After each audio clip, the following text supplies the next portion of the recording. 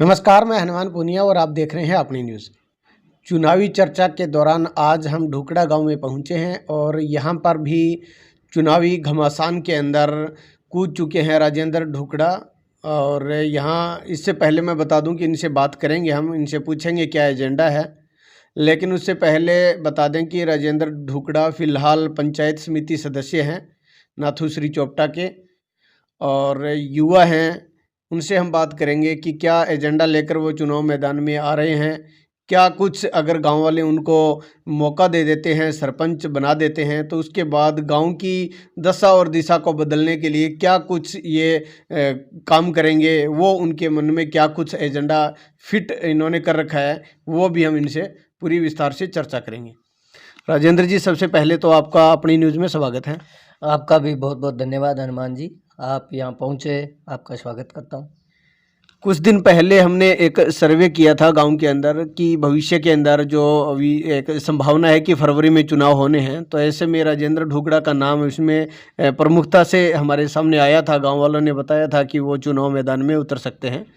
तो उसके बाद हमने भी सोचा कि अभी 2 महीने बाद अगर चुनाव हैं, तो जो वोटर हैं वो क्या उनको एक एजेंडा क्लियर होना चाहिए कि वो अपना वोट जिसको दे रहे हैं वो किस तरह का बंदा है, किस तरह की मंशा रखने वाला है, किस तरह का विकास का एजेंडा उसके माइंड में है। तो करके हमने ये सोचा कि आपसे बात करनी चाहिए और दर्शकों का जो सवाल है वो अभी वोटिंग से पहले उनको पता लग जाना चाहिए कि किस तरह का एजेंडा वो फिट करके चुनाव मैदान में उतरेंगे। तो आपका क्या एजेंडा है इस पे? हनुमान जी, चुनाव का माहौल हम सब लोग जानते हैं कि हरियाणा में पंचायत चुनाव का जो है बिल्कुल बज चुका है। तो अभियान शुरू होने से पहले मेरे को लगभग 5 साल पूरे होने को हैं। 28 तारीख को पहले महीने की मैंने कार्यभार संभाला था पंचायत समिति सदस्य का। सबसे पहले मेरे को इस मुकाम तक पहुंचाने वाले लोगों का, मतदाताओं का और मेरे ग्रामवासी ढुकड़ा के लोगों का आभार व्यक्त करता हूं, जिन साथियों ने मुझे इस दहलीज पर पहुंचाया। नहीं तो मेरा कहीं पर भी नाम नहीं था, लेकिन उन लोगों ने सोचा कि कुछ अलग करेगा। मैंने जो है हमेशा ही प्रयास किए। आपने कहा कि एजेंडा बताओ, आगे क्या करोगे। मेरा ये है कि सबसे पहले तो हमारा एक संगठन है गांव के अंदर। तो जब संगठन कोई फैसला करेगा, उसमें कौन उम्मीदवार होगा, किसको उम्मीदवार तय किया जाता है। अगर मुझे उसमें अवसर दिया जाता है संगठन के माध्यम से, तो मैं मेरे गांव के लिए हमेशा ही प्रयासरत रहा हूं। लोग बाग मेरे पास आते जाते रहते हैं। मेरे को चाहे महिलाएं हों, चाहे पुरुष हों, सभी प्रकार के मतदाता। और एक खास बात और है, मेरे गांव में अलग अलग जातियां हैं, सब जातियों के लोग मेरे पास आते हैं। वो हमेशा आकर के प्रश्न करते हैं कि आप जो है इस बार चुनाव में खड़े हो जाओ, इस बार चुनाव में खड़े हो जाओ, इस बार चुनाव में खड़े हो जाओ। तो मैं लोगों को यही कहता हूं कि संगठन का जो फैसला और आपका जो फैसला होगा, उसके अनुरूप हम काम करेंगे। और मेरा प्रयास रहेगा कि ढुकड़ा के अंदर विकास की गति जो है, वैसे तो काम अच्छे हो रहे हैं ढुकड़ा के अंदर, लेकिन इस गति को और तेज़ी से आगे बढ़ा करके विकास कार्य एक जैसे स्मार्ट सिटी, सरकार ने स्मार्ट सिटी बनाए हैं, हम ढुकड़ा को एक स्मार्ट गांव बनाना चाहते हैं, जहां से इस गांव का नाम जो है हरियाणा के अंदर पहले नंबर पर आए। ऐसी मेरी सोच है। आपको पहले भी मौका दिया है, पंचायत समिति का सदस्य आप बने थे, गांव वालों ने आपको वोट दिया था, तो उसका आपने कितना क्रेडिट ग्रामीणों को दिया है पिछले 5 साल में? यहाँ मेरे से पहले पंचायत समिति के अनेक सदस्य बने, सब लोगों को अनेक बार मौका मिला, लेकिन लोग पंचायत समिति सदस्य को जानते ही नहीं थे। इतना था कि वोट डाल दिया है और बन गया है कोई ना कोई, क्योंकि हर 5 साल बाद चुनाव आता है, किसी न किसी को बनना होता है। मेरे को मौका मिला, मैंने उसी दिन से काम करने शुरू कर दिए। और एक पंचायत समिति सदस्य की क्या हैसियत हो सकती है, ये गांव के लोगों को दिखाया, प्रयास किए। और मैं हमेशा ही प्रयास करता रहता हूं कि हम कुछ नए काम करें, चाहे वो एडमिनिस्ट्रेशन के हों, चाहे गांव के सामाजिक कार्य हों, चाहे वो लोगों को सुख सुविधाएं प्रदान करवाना हो। मैं लोगों की आवाज़ को उठाता रहा हूं। और पंचायत समिति सदस्य के बतौर सदस्य के तौर पर मैंने चाहे गांव के सरकारी स्कूल के अंदर हो, चाहे गौशाला में हो, शेड का निर्माण करवाया है। 2 शेड पंचायत समिति के सदस्य के तौर पर मैं लेकर के आया पंचायत समिति से। और मेरा प्रयास हमेशा ही रहता है, अलग अलग योजनाओं के लाभ लोगों को पहुंचाने के लिए प्रयास किया, पहले दिन से लेकर के आज तक। और अभी भी मैं कहता हूं कि चाहे मैं चुनाव किसी भी प्रकार का कोई भी मुझे मौका मिले या कैसा भी रहे, मेरा प्रयास यही रहता है कि जो सरकारी योजनाएं हैं उन योजनाओं का लाभ आम जनमानस तक, गरीब परिवारों तक, सामान्य परिवारों तक मैं कैसे पहुंचा सकता हूं, उसके लिए मैं रोज़ प्रयास करता रहता हूं। अभी अगर गांव वाले आपको गांव की कमान सौंप देते हैं, सरपंच पद अगर आपको मिल जाता है, तो प्रायोरिटी आपकी क्या कुछ रहेगी? और उसमें अपने एरिया के अंदर एक नशे का प्रचलन काफ़ी बढ़ा हुआ है, तो उसको लेकर क्या कुछ आप प्रयास करेंगे? देखिए, वैसे तो नशे की मुहिम को सरकार ने भी चला रखा है, हमने भी कई बार प्रयास किए हैं, हमारे साथी हैं कई, ढुकड़ा सोशल सोसाइटी एक संगठन बना रखा है, उसके माध्यम से भी सब लोग मिलजुल करके आगे बढ़ाते हैं। हमारा पहला ही प्रयास रहेगा कि मेरे गांव के अंदर एक अच्छा खेल मैदान होगा, जो इलाके के अंदर कहीं नहीं है।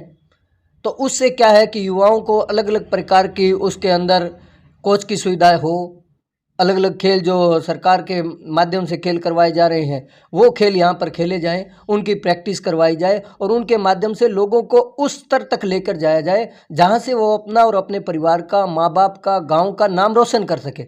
ऐसा प्लेटफॉर्म मैं युवाओं को देना चाहूँगा जिससे कि वो खेल के माध्यम से अपनी शारीरिक ऊर्जा के माध्यम से देश और दुनिया में ढुकड़ा का नाम रोशन करें। चुनाव के माहौल के अंदर नशे का प्रचलन काफ़ी ज़्यादा बढ़ जाता है और जो प्रत्याशी होते हैं वो शराब काफ़ी ज़्यादा वितरित करते हैं। तो ऐसे में आप युवा हैं और आप अच्छे से महसूस कर सकते हैं कि अपने एरिया में कितना नशा बढ़ा हुआ है और उसके दुष्परिणाम क्या है। तो आप उस जो भीड़ एक रहती है नशे को बढ़ावा देने की, तो उसमें आप अपने आप को कहाँ खड़ा करेंगे? हनुमान जी, वैसे तो देखिए कि ये चुनाव का एक हिस्सा है। आमतौर पर हम देखते आए हैं, पूर्व के जितने भी चुनाव हुए हैं, 2-3 चुनाव मैंने भी देखे हैं, इस प्रकार की चीज़ें सामने आती हैं। लेकिन मैं लोगों से प्यार से बातचीत करूंगा, उनको बताऊंगा कि जो लोग नशा बांटते हैं, बेचते हैं, वो हमारे ही परिवारों को ख़त्म करते हैं। और दूसरा ये है कि एक बार जब कोई चीज़ के जंग लग जाता है, नशे की लत लग जाती है, वो नशा, क्या महिलाएं नशा करती है? क्या वो मतदाता नहीं है? वो भी मतदाता है। सब प्रकार के लोग सामने आते हैं। लेकिन मेरा ये पहला सवाल रहेगा कि जो लोग नशा बांटते हैं चुनाव के अंदर, वो 15 दिन तो नशा बांटते हैं, लेकिन 5 साल कहाँ चले जाते हैं? उसके बाद तो ना कोई, चाहे दारू का नशा हो, ना किसी भी प्रकार का कोई भी नशा नहीं बांटते। उससे क्या है कि अर्थव्यवस्था को नुकसान होता है, गाँव की अर्थव्यवस्था को। फिर वो लोगों के काम नहीं करते, ना ही कोई साझे अच्छे काम हो पाते हैं, क्योंकि बजट उसमें लग जाता है। फिर उसके बाद वो जमाखोरी का और ठगाबगी का और यूं कहे कि घोटाले का प्रयास करते रहते हैं। लोग ऐसे प्रयास करते रहते हैं। तो मेरा यही आह्वान है, चाहे आपके चैनल के माध्यम से भी, क्योंकि इलाके के लोग चुनाव लड़ेंगे, वो एक बात ध्यान रखें कि अब समय बदल गया है और हमें भी एक बदलाव की शुरुआत करनी चाहिए। जो लोग चुनाव लड़ने वाले हैं या अग्रणी लोग हैं, वो इन चीज़ों की जब शुरुआत करेंगे तो निश्चित तौर पर नशे से निजात मिलेगी और एक नया बदलाव आएगा, एक नया दौर शुरू हो जाएगा। एक अब की बार जो 8% रिजर्वेशन बैकवर्ड क्लास के लिए है, तो ऐसे में ढोकड़ा गांव के अंदर भी काफ़ी बैकवर्ड कैटेगरी के लोग रहते हैं। तो क्या संभावनाएं लग रही है आपके गांव में? मेरा यही है कि लोगों के अंदर काफ़ी दिनों से ये सवाल उठ रहा है कि बैकवर्ड क्लास रिजर्व कौन से गांव आएंगे और अगर ढुकड़ा आ जाता है तो उसमें क्या होगा।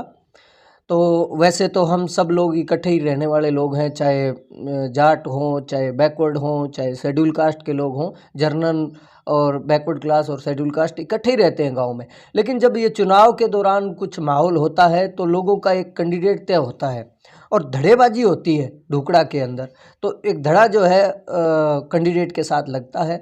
और मैंने हमेशा ही जाति पाति से ऊपर उठकर, चाहे जर्नल लोग हों, चाहे बैकवर्ड क्लास लोग हों, चाहे शेड्यूल कास्ट के लोग हों, मैंने सब लोगों के कामों के प्रयास किए हैं। और मैं आपके चैनल के माध्यम से यही कहना चाहूँगा कि अगर बैकवर्ड क्लास आती है ढुकड़ा के अंदर, तो चाहे हमारे जर्नल मतदाता भाई बहन, माता और बुजुर्ग लोग हैं, उनको मेरा यही संदेश है कि आप ऐसे उम्मीदवार को अपना आशीर्वाद दीजिए जिससे कि आप लोगों की लड़ाई वो 5 साल के लिए लड़े, क्योंकि हमें भविष्य के लिए देखना है, सोचना है। हम एक बार में फैसला तो कर लेते हैं, लेकिन उसके परिणाम जो है आगे 5 साल किस प्रकार आते हैं, फिर हमें जा कर के गलियों में ये कहना पड़ता है कि ये तो निकम्मा आदमी, इसको तो निकम्मे को बना दिया, कोई फ़ायदा नहीं हो रहा है इससे। तो मैं यही कहता हूँ, जो लोग जानकारी रखने वाला हो, काम करने वाला हो, ऐसे आदमी को बढ़ाया जाए। बैकवर्ड क्लास की 4 सीटें रिजर्व अपने नाचुरी चौपटा ब्लॉक में आएगी। अगर उसमें ढूकड़ा का नाम आता है तो ढूकड़ा में किसके ऊपर लोग सहमति उम्मीदवार के ऊपर जताते हैं, अगर मौका मिलता है तो फिर उसके अंदर हम अलग प्रक्रिया से कार्य कर कर लोगों को दिखाएंगे। और मैं एक और कहना चाहूँगा कि मेरे काम के बारे में मेरे गांव के लोग या इलाके के लोग अच्छी तरीके से बता पाएंगे कि राजेंद्र ढूकड़ा कैसा लड़का है, उसने वास्तव में कुछ किया है या ऐसे ही झूठ बोल रहा है। मेरा हमेशा ये रहता है कि हम समसामूहिक काम सबसे चर्चा करके किया जाए। ऐसी ग्राम पंचायत आए जो घर में बैठकर सरपंच पंचायत करते हैं, वो नहीं, पंचायत घर में आकर के काम करे। ऐसा कोई ना कोई काम हो जहाँ पर चाहे घर में जब हम बैठे होते हैं तो हो सकता है मेरे साथ किसी दूसरे की ना बनती हो, तो इसलिए समस्या आ जाती है। अगर मौका मिलता है तो हम ऐसा प्रावधान लेकर आएंगे जहां से आप सब लोग भी और दूसरे गांव के लोग भी पंचायत घर में आएंगे, वहां पर गांव का मुखिया मिलेगा और उसकी अपनी समस्याएं और काम के बारे में लोगों को बता पाएंगे। मेरी ऐसी सोच है। तो ये थे राजेंद्र ढूकड़ा, जो कि पंचायत चुनाव की तैयारियां अपने सत्र पर इन्होंने शुरू कर दी है। ढूकड़ा गांव में सरपंच पद के प्रत्याशी ये हैं और अब देखना ये होगा कि गांव के जो लोग हैं वो इनको कितना, इनकी जो बातों से कितना वो इत्तेफाक रखते हैं, कितना उनके बातों के अनुरूप इनको वोटिंग करते हैं, क्या उनको जो एक सरपंच पद पर वो पहुंचा पाते हैं या नहीं, वो तो समय बताएगा। लेकिन अपनी न्यूज़ की तरफ से हमारी भी एक अपील है कि इस चुनाव में जो नशे की प्रवृत्ति जो एक बढ़ी हुई है उसको ख़त्म करने के लिए उसका आप एक संकल्प जरूर लें। अगर आप हमारा ये वीडियो देख रहे हैं, अगर आप दर्शक हैं तो ये आप नोट जरूर करें। और अगर आप चुनाव मैदान में भी उतरने वाले हैं तो उसके लिए भी आपसे विनती और निवेदन यही है कि इसमें शराब का जो इस तरह से जो वितरित होती है वो आप ना करें। अपनी न्यूज़ के लिए कैमरामैन सतवीर के साथ हनुमान पूनिया।